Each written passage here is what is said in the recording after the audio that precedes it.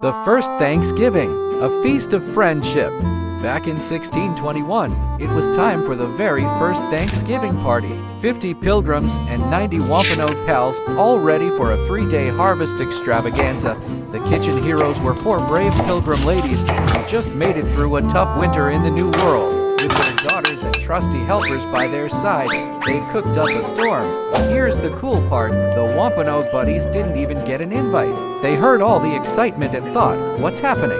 They hurried over, worried about a war, but found a feast instead. They decided to join the fun, bringing their own tasty treats.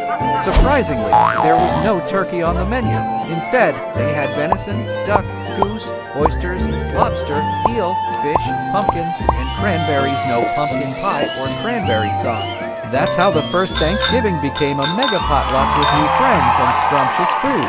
Now, let's jump into the time machine and see how U.S. presidents celebrated Thanksgiving. Before 1941, Thanksgiving wasn't on a fixed date. It was more like, whenever the president says so, let's gobble down some turkey.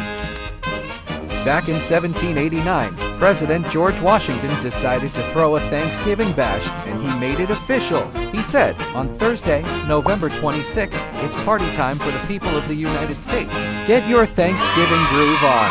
Now, let's meet the eccentric Thomas Jefferson. He was a real Thanksgiving rebel, the only president who said, no thanks. Why? Well, he thought Thanksgiving was like supporting a religion, and he wasn't into mixing church and state.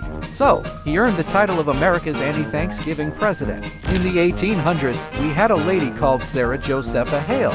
You might know her as the Mary Had a Little Lamb lady. She had a wild idea. Let's have a National Day of Thanks. After 30 years of pestering, she convinced Abraham Lincoln to make it official on October 3, 1863. But in 1865, President Andrew Johnson almost forgot to throw the Thanksgiving party. It wasn't until a church delegation knocked on his door that he remembered. In 1926, things got crazy when President Calvin Coolidge received a rather unusual Thanksgiving gift, a live raccoon. It was supposed to be dinner, but the Coolidge family adopted it and named it Rebecca. Who knew raccoons could be pets? And that's a wrap on our Turkey Tales adventure. Until next time, may your days be filled with laughter and your hearts with gratitude. If you like our video, please give us a thumbs up and subscribe to our channel. Thank you. Goodbye.